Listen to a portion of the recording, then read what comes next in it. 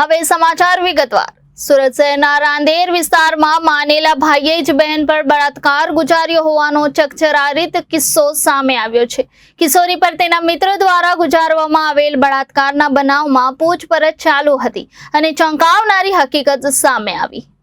અગાઉ ભોગ બનનાર યુવતી પર તેના મિત્રએ જ લગ્નની લાલચ આપી બળાત્કાર ગુજાર્યો હતો। જો કે આ દરમિયાન કિશોરીનું પોલીસ દ્વારા નિવેદન લેવાનું ચાલુ હતું ત્યારે તેને ચોંકાવનારું નિવેદન આપ્યું હતું કે તેના મિત્ર દ્વારા ગુજારવામાં આવેલા બળાત્કારના 2 મહિના પહેલા તેના માનેલા ભાઈએ જ તેની એકલતાનો લાભ ઉઠાવી તેના પર બળાત્કાર ગુજાર્યો હતો, જેથી આખરે પોલીસે કિશોરીની ફરિયાદને આધારે માનેલા ભાઈ સામે બળાત્કારનો ગુનો દાખલ કરી વધુ તપાસ હાથ ધરી છે।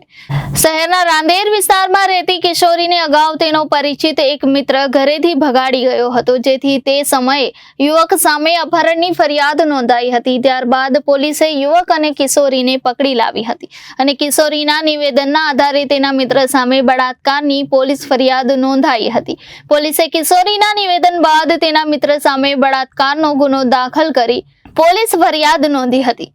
હાલમાં કિશોરીનું નિવેદન લેવાનું ચાલુ હતું તે દરમિયાન કિશોરીએ ચોંકાવનારો ખુલાસો કર્યો હતો। આ નિવેદનમાં તેણે જણાવ્યું હતું કે રાંદેરના રામનગર વિસ્તારમાં રહેતો અને તેના માનેલા ભાઈએ તારીખ 19 માર્ચ 2023ના રોજ બપોરના 1 વાગ્યાના અરસામાં કિશોરીના ઘરે આવ્યો હતો અને એકલતાનો લાભ ઉઠાવી તેના પર માનેલા ભાઈએ જબરજસ્તી કરી કપડાં ફાડી નાખી બળાત્કાર ગુજાર્યો હતો, જેથી પોલીસ હાલ કિશોરીની ફરિયાદને આધારે તેના માનેલા ભાઈ સામે બળાત્કારનો ગુનો દાખલ કરી વધુ તપાસ હાથ ધરી છે। Reporter Arvind Rathod, Janadesh news, Surat.